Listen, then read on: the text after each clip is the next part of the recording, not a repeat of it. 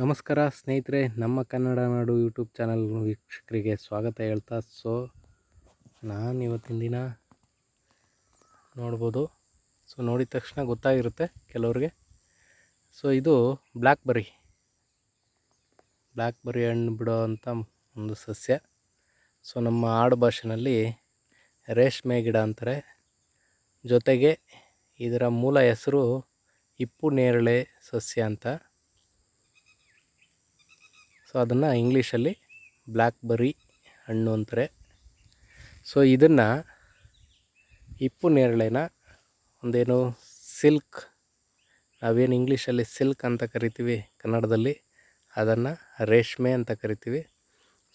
ಆ ಒಂದು ರೇಷ್ಮೆ ನೂಲನ್ನು ನೇಯೋದಕ್ಕೆ ಬೇಕಾಗಿರ್ತಕ್ಕಂಥ ಒಂದು ನೂಲಿನ ಉತ್ಪನ್ನಕ್ಕೋಸ್ಕರ ಹುಳ ತಗೊಂಡು ಈ ಒಂದು ಸೊಪ್ಪನ್ನು ಹಾಕಿ ಆ ಹುಳಗಳನ್ನ ಮೇಯಿಸಿ ಅವು ಕಟ್ಟೋ ಗೂಡಿಂದ ನೂಲು ತೆಗಿತಕ್ಕಂಥದ್ದು ವಾಡಿಕೆ ಇರೋದು. ಆ ಒಂದು ನೂಲು ತೆಗಿಯೋದಕ್ಕೆ ಆ ಒಂದು ಹುಳ ಬೆಳವಣಿಗೆ ಆಗೋದಕ್ಕೆ ಬೇಕಾಗಿರ್ತಕ್ಕಂಥ ಒಂದು ಸೊಪ್ಪು ಆಗಿರುತ್ತೆ ಇದು. ನೋಡಿ, ನಿಮಗೆ ಬ್ಲ್ಯಾಕ್ಬೆರ್ರಿ ಹಣ್ಣನ್ನು ಸಹ ತೋರಿಸ್ತೀನಿ, ನೋಡ್ಬೋದು.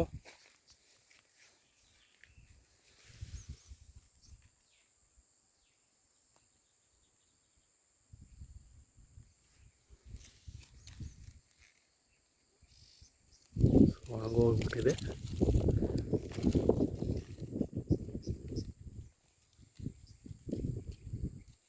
ಇದೇ ಥರ ಬಿಡುತ್ತೆ.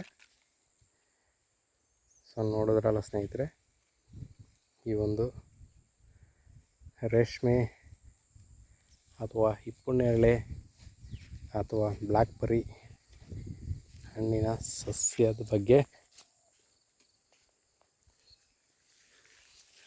ಇದು ಎಷ್ಟೋ ಜನರ ಒಂದು ಕಾಯಕಕ್ಕೆ ದಾರಿನ ಮಾಡಿಕೊಟ್ಟಿದೆ. ಇಷ್ಟು ಹೇಳ್ತಾ, ಈ ಒಂದು ರೇಷ್ಮೆ ಆಗಲಿ ಅಥವಾ ಹಿಪ್ಪು ನೇರಳೆ ಸಸ್ಯದ ಬಗ್ಗೆ ಆಗಲಿ ತಮಗೇನು ಅನಿಸುತ್ತೆ ದಯವಿಟ್ಟು ಕಮೆಂಟ್ ಬಾಕ್ಸಲ್ಲಿ ತಿಳಿಸಿ ಅಂತ ಹೇಳ್ತಾ, ಇದರ ಒಂದು ರೇಷ್ಮೆ ಹುಳು ಮೇಯೋದ್ರಿಂದ ರೇಷ್ಮೆ ಮಾರುಕಟ್ಟೆಗೆ ಹೋಗೋವರೆಗೂ ಒಂದು ವಿಡಿಯೋ ಮಾಡಬೇಕಂತ ಇದ್ದೀನಿ.